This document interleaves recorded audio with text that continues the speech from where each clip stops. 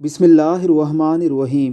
بصرہ میں ایک عابد زاہد شیخ اسماعیل رہا کرتے تھے جو نہایت ہی غریب انسان تھے۔ ان کی تین بیٹیاں تھیں۔ چوتھی بیٹی کی پیدائش کے دنوں میں اس کی غربت کا یہ حال تھا کہ اس کے گھر میں چراغ تک نہیں تھا، اور جب پیدائش کو ایک دو دن رہ گئے اس کی بیوی کی طبیعت انتہائی خراب ہو گئی۔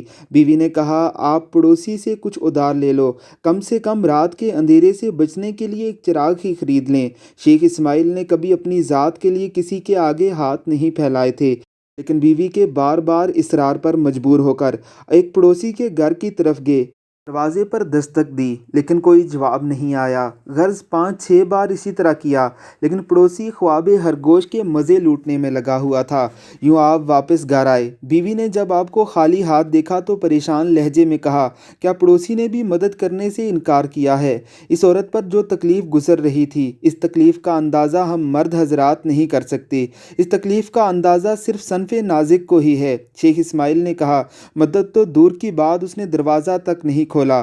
شیخ اسماعیل بہت افسردہ اپنے بستر پر لیٹ گئے اور کروٹیں بدلنے لگے۔ آپ کو نیند نے آ لیا۔ شیخ اسماعیل نے حضرت محمد مصطفیٰ صلی اللہ علیہ وسلم کو خواب میں دیکھا، جو شیخ اسماعیل کو فرما رہے تھے، اے شیخ اسماعیل، اپنی بے سر و سامانی کی فکر نہ کر۔ تیری پیدا ہونے والی بیٹی بہت بڑی عالمہ اور عارفہ ہوگی۔ تیری پیدا ہونے والی بچی سے میری امت کے بہت سے افراد کی بخشش ہوگی۔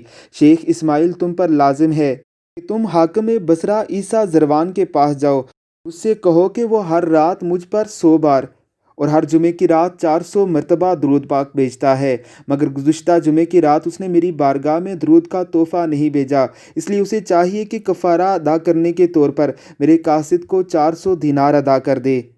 شیخ اسماعیل کی جب آنکھ کھلی تو وہ بہت خوش تھے کہ آپ صلی اللہ علیہ وسلم کا دیدار نصیب ہوا۔ صبح ہوتے ہی آپ نے اپنے خواب ایک کاغذ پر لکھا اور حاکم بصرہ کے پاس پہنچے۔ دربان کو وہ کاغذ پکڑا دی۔ عیسیٰ زروان اس وقت دربار میں بیٹھا ہوا تھا۔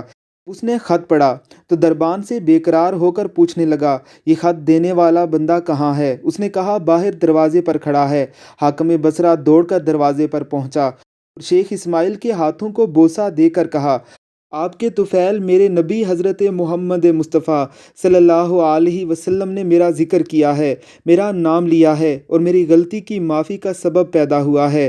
اللہ شیخ اسماعیل آپ کو اجر عظیم دے۔ یہ کہہ کر حاکم بصرہ نے شیخ اسماعیل کو 400 دینار دے دیے۔ اسی خوشی میں سرکار پاک نے میرا نام لیا اور گناہوں کے کفارے سے آگاہ کیا۔ 10,000 دینار لوگوں میں تقسیم کیے۔ کیا آپ کو معلوم ہے کہ پیدا ہونے والی بچی کا نام رابعہ بصری تھا؟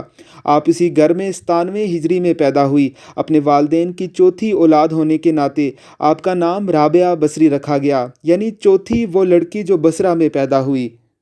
اللہ رب العزت کی کروڑوں رحمتیں ہوں رابعہ بصری اور ان کے والدین پر۔ اللہ آپ صلی اللہ علیہ وسلم کا دیدار ہمیں بھی نصیب فرمائے۔ آمین ثم آمین۔